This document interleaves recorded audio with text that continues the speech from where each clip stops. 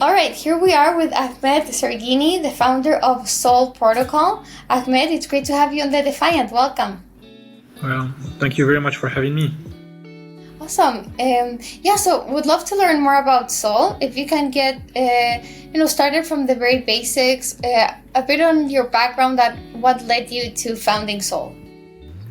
In terms of my background, I have a degree in BA and a master in finance. I've been an entrepreneur at heart since a very young age. After finishing my studies, I briefly worked as a financial analyst, but quickly transitioned to managing several businesses in real estate and the education sector. I've always been quite versatile. What I enjoyed most was the entire process behind running a company, identifying problems to solve, setting goals, and executing strategies to build something successful and profitable. I've been involved in the crypto space for around 8 years. I was an early user of Compound and Aave. Nearly 4 years ago, I've started my first crypto project, Haton Protocol. It is based on Multiverse X, a chain previously called Elrond. We kickstarted DeFi on that chain. We built a lending protocol, a bridge from BitTransfer to Multiverse X, a liquid staking solution for both Tau and Gold, and an over-collateralized stablecoin. So our TVL peaked at more than $300 million, and this experience allows me to gain a lot of expertise in building DeFi solutions. And 2 years ago, we started working on Sol, which I believe is a solution that has a lot of potential and can help resolve the current limitations in cross-chain lending. And you decided to stay on Multiverse X, which was previously Elrond. Why did you decide for this ecosystem? So that was an ecosystem that seemed promising to me at the time. I started building there. I saw an opportunity to start my journey as a builder in a growing ecosystem. I saw that there was a need for a couple of important DeFi product, and I would say that's what led me to start building this initial project Haton. And so how is Sol different from other lending solutions? All right, so I like to think of Sol as a cross-chain lending protocol aggregator. It is built on top of existing lending protocols like Aave or Compound. So instead of competing for liquidity, we are connecting protocols across different chains into one unified ecosystem. So practically, that means that if you deposit assets on Aave on Ethereum through Sol, you can use them as collateral to borrow on Venus on Binance Smart Chain, for example, or any other supported protocol without having to bridge your funds. And one of the key innovations of Sol is not relying on bridging assets from one chain to the other. We're using interoperability tech like Layer 0, Axelar, Wormhole, or CCIP to send messages between chains so we can track users' position and allow actions like adding collateral or taking out loans on any chain you want. Mm-hmm. So, yeah. Interesting. Okay. So, for example, this means that a user that has collateral in Aave or Compound can then go to Sol and use that collateral on Aave on Ethereum, for example, to take out a loan on Aave on, I don't know, another chain. Avalanche, yeah. Polygon, Avalanche, other EVM chains has to be? Exactly, yes. Okay. Let's say that the Sol solution is chain-agnostic. It means that it can be built or deployed on any EVM, but also non-EVM chains. So I would, like you explained it very well, I would say that Sol is a powerful solution that unlocks liquidity by connecting multiple lending protocols across multiple blockchains. It allows users to benefit from the same yields of their preferred lending protocol while earning additional incentives, unifying their borrowing power, accessing new yield opportunities, and optimizing the revenue and interest of their position. It's literally a one-stop platform that enables DeFi users to manage all their lending activities through a single application without the need to bridge any liquidity. But you have to borrow from the same protocol, right? You need, if you're placing collateral in Aave, you have to borrow on Aave on another chain, but it still needs to be from Aave, or can you use collateral in Aave to then borrow from another lending protocol? Well, the goal of Sol is actually to tackle like those issues and to connect between the different like lending protocols. So you can imagine that Sol is integrating, for example, like Aave, Compound, and Venus on different chains. You see like Ethereum, Arbitrum, Avalanche, and the Mainnet Smart Chain. What users will be able to do is to supply on Aave through Sol and use that collateral to be able to take a loan from Compound on Arbitrum or from Venus on the Mainnet Smart Chain. Oh, interesting. In a pretty like seamless way, and manage all their different positions through one single application. So, for example, if supplying on Compound on Ethereum is getting you a high rate of like a high interest rate APY, and then if you want to take out a loan maybe on Venus on BNB that's giving you a lower rate, you can take advantage of those. Exactly, yes. Of those kind of rate differences. Exactly, yeah. So those are like some of the advantages or the solutions that Sol will allow users to take advantage of or to unlock. So you will be able to decide to supply like your USDC on Aave on Polygon, because this is where you are getting like the best interest rate, and at the same time you will be able to take a loan of ETH on the chain where the interest rate is the lower, basically. So it allows the user to optimize their lending activities and at the same time arbitrage between the different yields of the different protocols that are like integrated on top of Sol. Do users interacting with Sol need to have a Multiverse wallet or like a Multiverse account? Like Sol doesn't have anything to do, you see, like with Multiverse X. Or to frame it like differently, Sol is not specific to any chain. It is a solution that can be deployed on any chain on top of any lending protocol.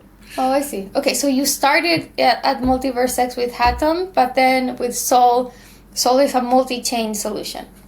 Exactly, yeah. Awesome. And so right now, what stage of development are you in? Like, what's kind of your next product update? So we have already completed fully like the development of the V1 of Sol.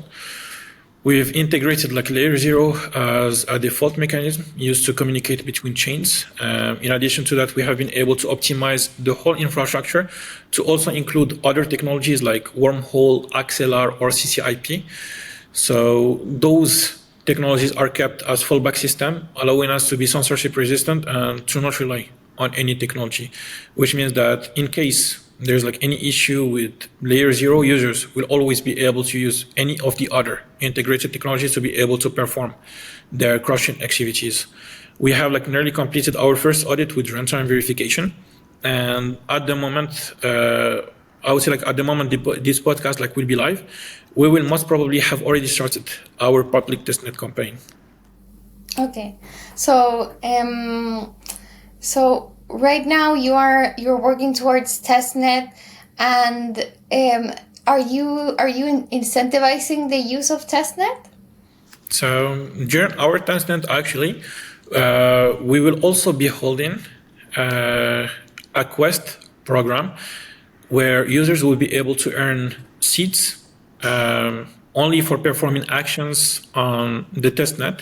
They will also like receive faucet, and the goal of this is to be able to stress test the application and to try it out with a bigger like user base. And at the TGE, once Sol will go like on mainnet, users will be able to convert those seats points to tokens. When are you planning to launch the mainnet? So right now, like in terms of timeline, we have our testnet that should be like released on the 22nd of April.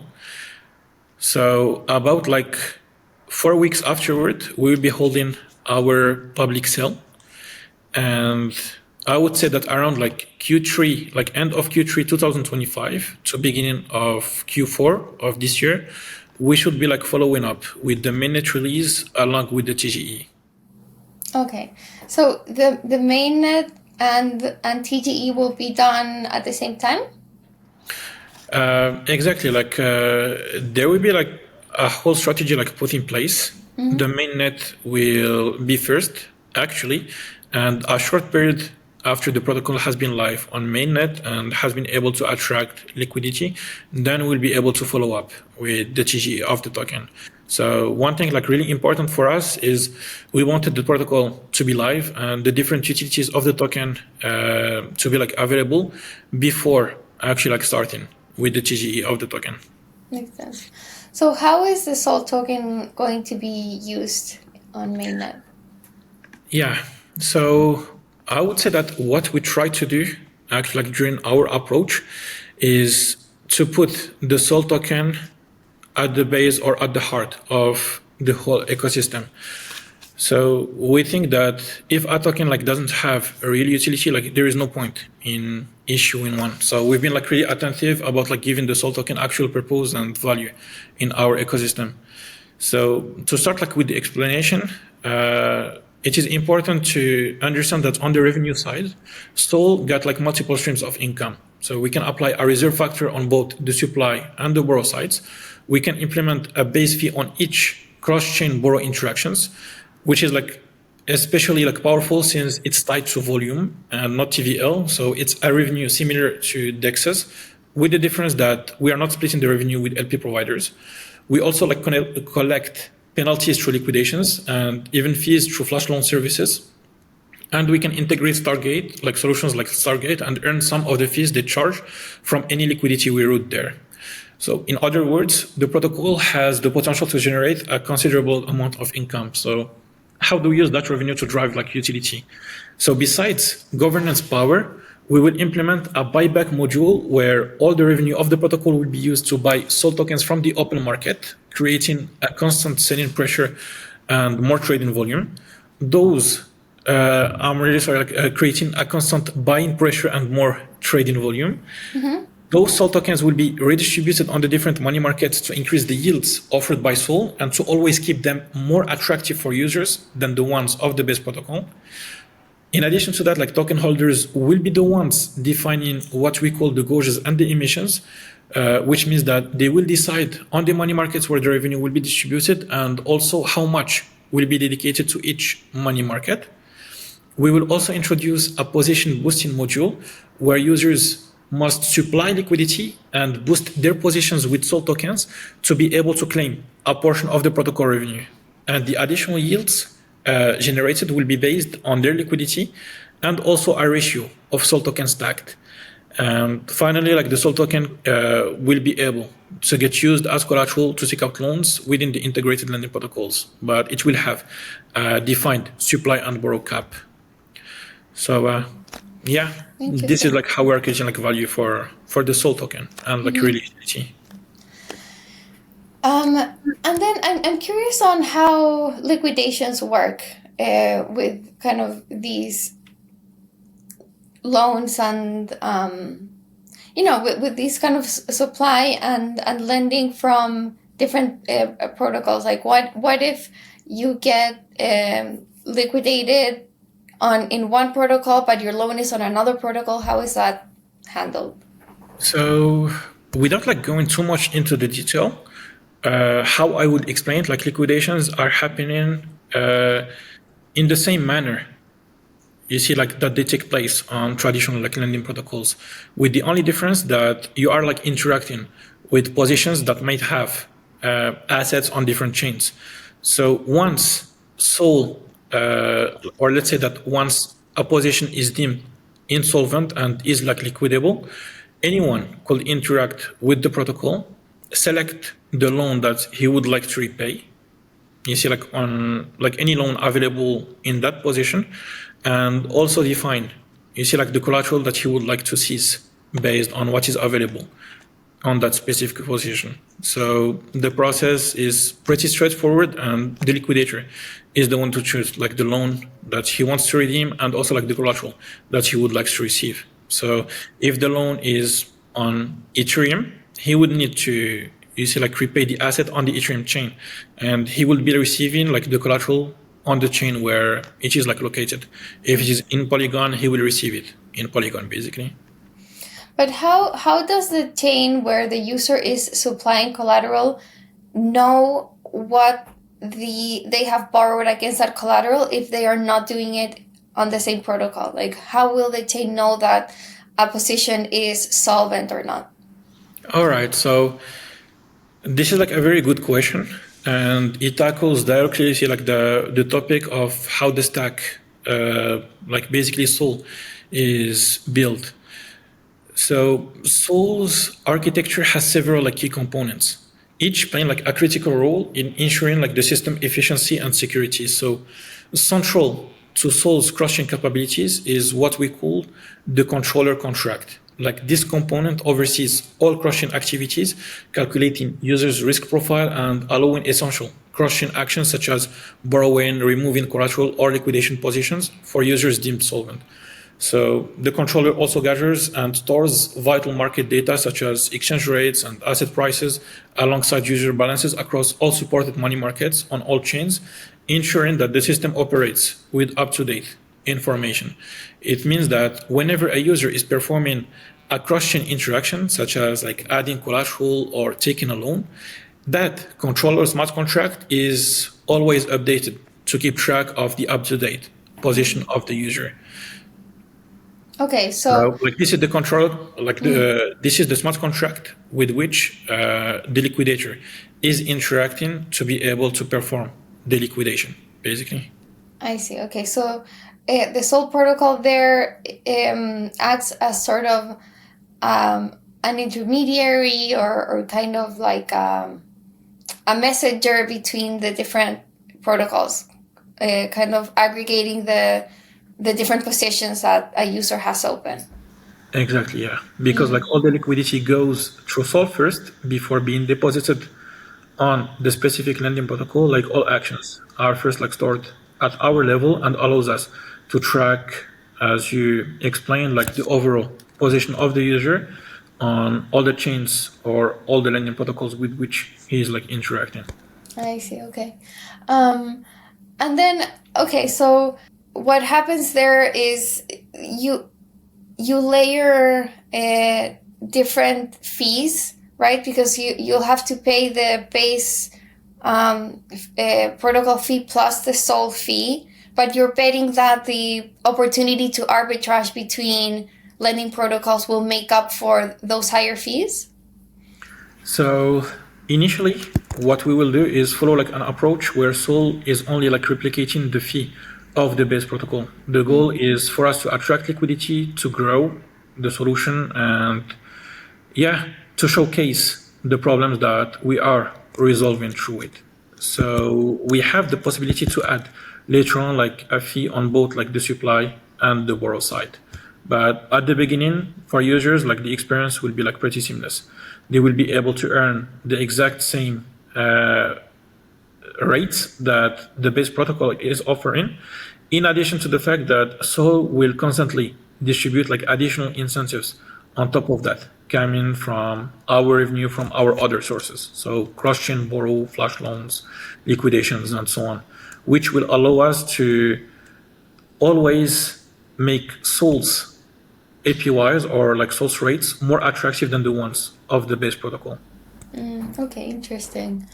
Yeah, I'd love for you to talk about kind of the broader state of lending and just cross-chain blockchain transactions currently, because I think you're tackling a really interesting problem here, which is the fragmentation of liquidity across so many different layer ones and layer twos.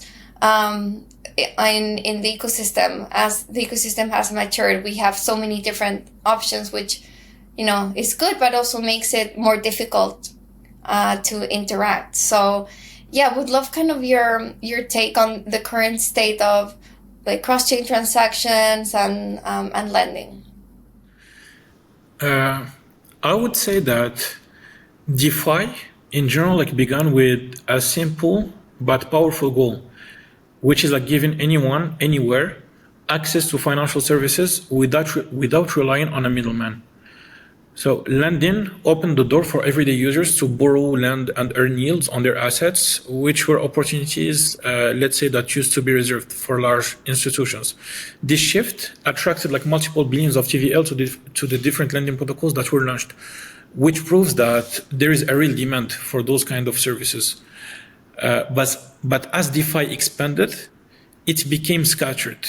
And the problem is that all the assets are isolated within their respective protocols and blockchains, which makes it difficult for users to maximize their capital efficiency and forces them to shuffle assets around to chase like better rates, to constantly like move their collaterals, to manage their positions.